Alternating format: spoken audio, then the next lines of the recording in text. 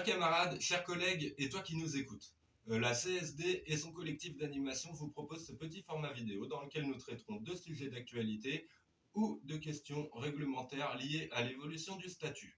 À la fin de chaque épisode, nous vous proposerons d'aller à la rencontre d'un de nos syndicats, tout de suite dans ce premier numéro, le 5 octobre. C'est la rentrée, et pour la CGT, cette rentrée doit être l'occasion de construire la mobilisation de l'ensemble des travailleurs et des travailleuses, publics ou privés, et du monde de la jeunesse. C'est pourquoi une intersyndicale composée de plusieurs organisations syndicales et de jeunesse ont rejoint l'appel de la CGT pour ce 5 octobre. Il est temps pour nous d'aller à la rencontre des collègues dans nos collectivités, dans nos boîtes, afin de faire grandir la mobilisation autour de cette date. La crise sanitaire permet au gouvernement et au patronat d'accélérer leur politique antisociale. Le 5 octobre, nous revendiquons l'augmentation des salaires, l'abandon des réformes chômage et retraite, l'égalité professionnelle hommes-femmes, la conditionnalité des aides publiques, un coup d'arrêt à la précarisation de l'emploi et la précarité des jeunes, la fin des privatisations et des fermetures de services publics et un renforcement des moyens, et le rétablissement de l'ensemble des droits et libertés de la jeunesse. Nous subissons la dégradation de nos conditions de travail, le gel de notre point d'indice depuis plus de 10 ans, l'application de la loi de transformation de la fonction publique avec les 1607 heures, évolution de carrière, baisse de la représentativité, précarisation de l'emploi public et privatisation. L'application du pass sanitaire pour les pompiers, les bibliothécaires, les sportifs, les culturels va encore fragiliser les agents des collectivités. Pourtant, ils étaient applaudis il y a 1 an et demi.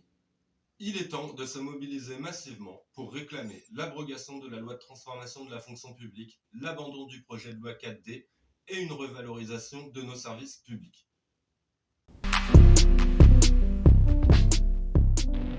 Lors des comités départementaux, nos syndicats l'ont exprimé à maintes reprises. Il est temps d'arrêter les journées d'action saute-mouton et corporatrices.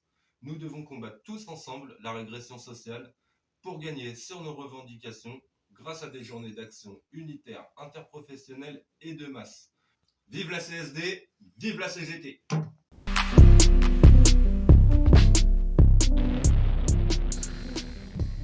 C'est très simple, on s'est constitué le 5 juillet de cette année.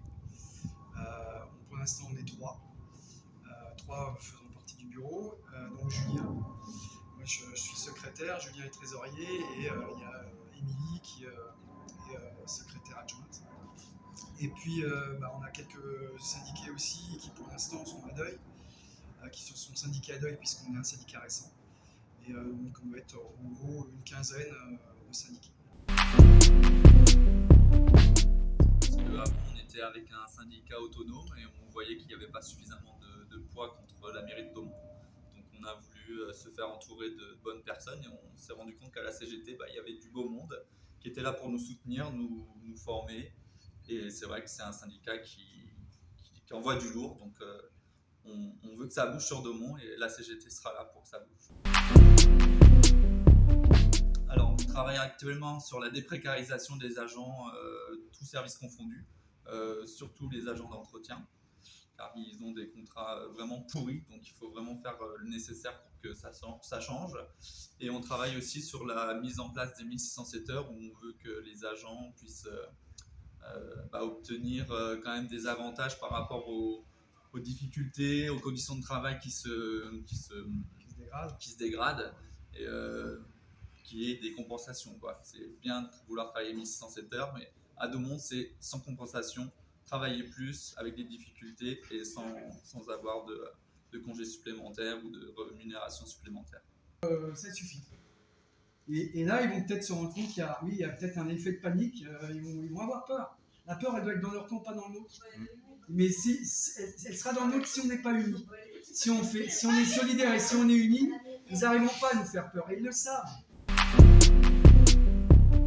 Alors, pour 2022, déjà, avoir un groupe bien solidaire qu'on est en train de constituer actuellement, et puis faire du tractage, aller dans les services, rappeler effectivement, comme disait Julien, que si on veut que les choses changent, il faut être tous ensemble, tous unis, et que ce syndicat de la CGT, il est aussi important parce que c'est une structure, comme disait Julien, c'est une structure qui est revendicative et qui apporte des solutions.